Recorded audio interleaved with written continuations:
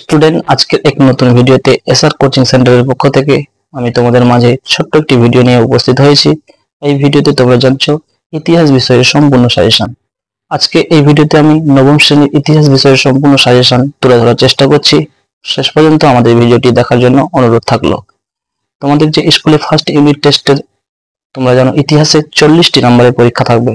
তার মধ্যে 2 নম্বর, 4 নম্বর কিংবা 5 নম্বর এইভাবে তোমাদের লং কোশ্চেন এবং 8 নম্বরে একটি লং কোশ্চেন থাকে। আমি সম্পূর্ণ সাজেশন তুলে ধরার চেষ্টা করছি, এর বাইরে তোমাকে কিচ্ছু করে দেওয়ার দরকার নেই বন্ধু। দেখতে থাকো শেষ পর্যন্ত এবং আমাদের চ্যানেলটি সাবস্ক্রাইব করো, পাশে থাকা অল নোটিফিকেশন অন করে দাও, বন্ধুদের মাঝে শেয়ার করে দাও। প্রথম কোশ্চেন তোমরা যে প্রথম অধ্যায় থেকে পাচ্ছ, ওসিয়ারিজম কি? তারপরে 2 নম্বরের জন্য সাকুলাত কারা? এই দুটি কোশ্চেন তোমরা 2 নম্বরের জন্য প্র্যাকটিস করে দেখতে পারবে। পরে কোশ্চেন ফরাসি বিপ্লবের তৃতীয় সম্প্রদায় সম্পর্কে তোমরা কি জানো? পরে কোশ্চেন টিপু সুলতান ও জ্যাকোবিন দল বলতে কি বোঝো? এই বিষয়ে টিকা লেখো। পরে কোশ্চেন টেনিস কোর্টের শপথনামা সম্পর্কে টিকা লেখো। এটি 4 নম্বরের জন্য মোস্ট ইম্পর্টেন্ট। প্রথম অধ্যায় থেকে যে পরবর্তী কোশ্চেনগুলি তোমরা পাচ্ছ সেটি হচ্ছে জাতীয় মহাসভার কয়েকটি সংস্কার আলোচনা করো। পরে কোশ্চেন বাস্তিল দুর্গের পতনের কারণ ও ফলাফল আলোচনা করো।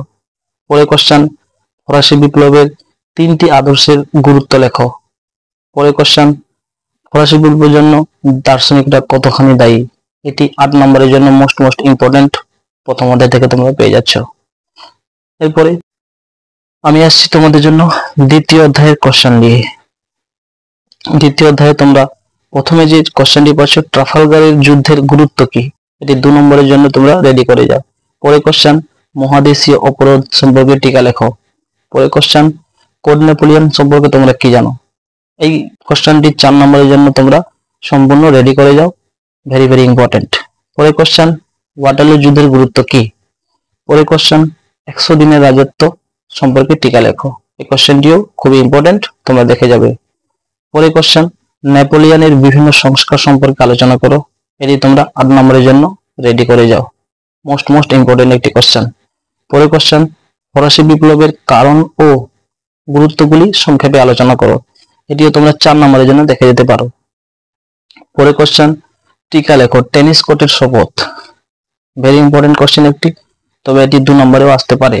পরে কোশ্চেন কনফেডারেশন অফ রাইন কি? এই বিষয়ে টিকা লেখা, অর্থাৎ 2 নম্বরে করে যেতে পারো। এরপরে তোমরা কিছু এক্সট্রা কোশ্চেন দিচ্ছি, এই কোশ্চেনগুলো একটাবার কমপক্ষে রিডিং পড়ে যাবে, তাহলে আশা করি এর বাইরে তোমরা কোনো কোশ্চেন আর পাবে না। লেতর দ্য কেসে কি? পরে কোশ্চেন ফরাসি সমাজের 3টি সম্প্রদায়ের কোন ভাগে কারা ছিল? পরে কোশ্চেন প্যারিস কমিউন কি? পরে কোশ্চেন সেপ্টেম্বর হত্যাকাণ্ড বলতে কি বোঝো? পরে কোশ্চেন সন্ত্রাসের রাজত্ব বলতে কাকে বলে? পরে কোশ্চেন ফরাসি বিপ্লবের নারীদের 2টি গুরুত্ব লেখো, অর্থাৎ নারীদের যে ভূমিকা ছিল সেই ভূমিকার 2টি গুরুত্ব লেখো। ভেরি ইম্পর্টেন্ট একটি কোশ্চেন। পরে কোশ্চেন তিলজিটের সন্ধির গুরুত্ব লেখো। তো বন্ধু, আমি মোটামুটি সম্পূর্ণ সাজেশন সংক্ষেপে তুলে ধরার চেষ্টা করেছি। এর বাইরে তোমাকে আর কোনো কোশ্চেন করার দরকার নেই। তুমি 2 নম্বর, 4 নম্বর কিংবা 8 নম্বর প্রত্যেকটি লং কোশ্চেন তুমি এরই মধ্যে কমন পেয়ে যাবে।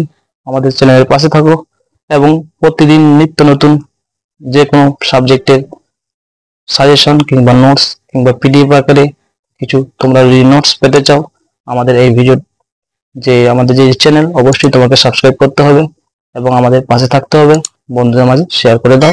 আসছি পরবর্তী নতুন ভিডিও নিয়ে। ধন্যবাদ।